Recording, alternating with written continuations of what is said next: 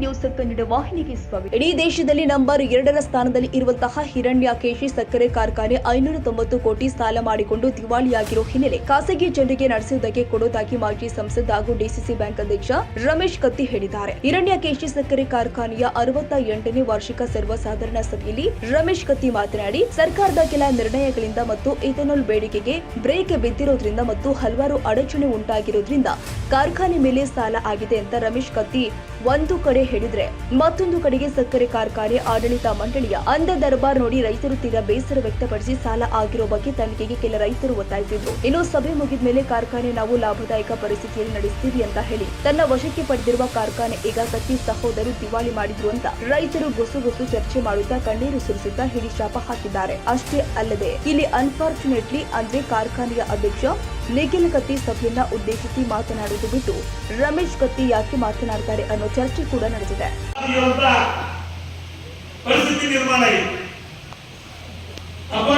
ತುಂಬಾ ಕಡೆ ಸಾಲ ತೆಗೆಯುವಂತ ಪರಿಸ್ಥಿತಿ ನಿರ್ಮಾಣ ಆಗಿದೆ. ಅದಕ್ಕೆ ಮುನ್ನೆಚ್ಚರಿಕೆಯಾಗಿ ನೀವು ಗಮನಕ್ಕೆ ತರುವುದು ನನ್ನ ಧರ್ಮ. ಮುನ್ನೆಚ್ಚರಿಕೆಯಾಗಿ ನೀವು ಗಮನಕ್ಕೆ ತರುವುದು ನನ್ನ ಧರ್ಮ. 590 ಕೋಟಿ ರೂಪಾಯಿ ಏನು ಸಾಲ ತೆಗೆದಿವು, ಅದ್ರ ಮ್ಯಾಗ 65ರಿಂದ 70 ಕೋಟಿ ರೂಪಾಯಿ ಬಡ್ಡಿ ಆಗ್ತದೆ. ಆ ಬಡ್ಡಿ ತುಂಬಿ ಸಲುವಾಗಿ ಸಾಲ ಮಾಡ್ತಾರೆ. ಜೊತೆಗೆ 308 ಕೋಟಿ ರೂಪಾಯಿ ಇವತ್ತು ಟರ್ನ್ ನೋಡಿ ಅದ್ರ ಕಂದು ತುಂಬಾ ಸಾಲ ತೆಗೆದು ಹಿಂಗೆಲ್ಲ ಹಾಕೊಂಡು ಬಂದು ಇವತ್ತು ದಿವಸ 590. ಇದು ಎದಕ್ಕಾಯ್ತು ಅನ್ನೋ ಪ್ರಶ್ನೆಯನ್ನು ಉಲ್ಲೇಖ ಮಾಡಿ. ಮೊದಲು 5,000 ಇಷ್ಟು ಬಿತ್ತು.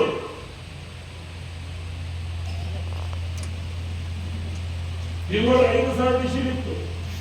2 ದಿವಸ ಅಥವಾ 3 ದಿವಸ ಮಂತ್ರಿ ಆಗ್ತಿತ್ತು. ಮಂದಿ ಒತ್ತಡ ಒಳಗಿತ್ತು. ಸಹಕಾರ ನೀಡಿ ಹೆಚ್ಚು ಮಾಡಿ ಅಂದ್ಕೊಂಡೆ 5ರಿಂದ 10,000 ಇಶಿಡಿ ಮಾಡಿ. ಇದಕ್ಕೆ ಏನಾದ್ರೂ ಏನು ತಕರಾರಿದ್ರೆ ಸದಸ್ಯದ ಇನ್ನೊಂದು 5 ವರ್ಷ ನಾವು ಅನುಕೂಲ ಮಾಡಿಕೊಡೋಣ. ಪರಿಸ್ಥಿತಿ ತರಬೇಕಾದ್ರೆ ಏನು ಅಡಚಣೆ ಅಂತ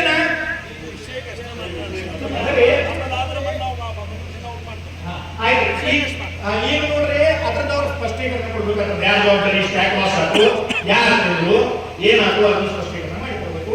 ಈಗ ಕಾರ್ಖಾನೆ ಸದಸ್ಯರ ಪಾತ್ರ ಈ ಕಾರ್ಖಾನೆ ಕಾರ್ಮಿಕ ಸಂಘಟನೆ ಅಧ್ಯಕ್ಷ ಆಗಿ ನೀವು ಇದನ್ನ ಡಿಸಿಷನ್ ತಗೊಂಡ್ರೆ ಕಾರ್ಮಿಕರ ಮುಂದೆ ಅದನ್ನು ನಮ್ಮ ಮುಂದೆ ನೀವು ಹೇಳಬೇಕು. ಮತ್ತೆ ದ್ವೇಷ ಭಾವನೆ ಸಾಧಿಸ ಮಾಡಿ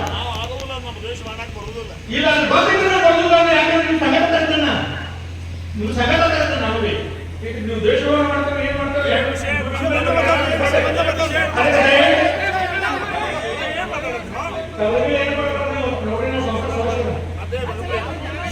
ಹೇಳಿ ನಾನು ಕಾರ್ಮಿಕರು ನಿಮ್ಗೆಲ್ಲ ಈ ಕ್ಷೇತ್ರದ ಕಾರ್ಮಿಕರನ್ನೇ ಹೊರಗಿನವ್ರು ಯಾರಿಲ್ಲ.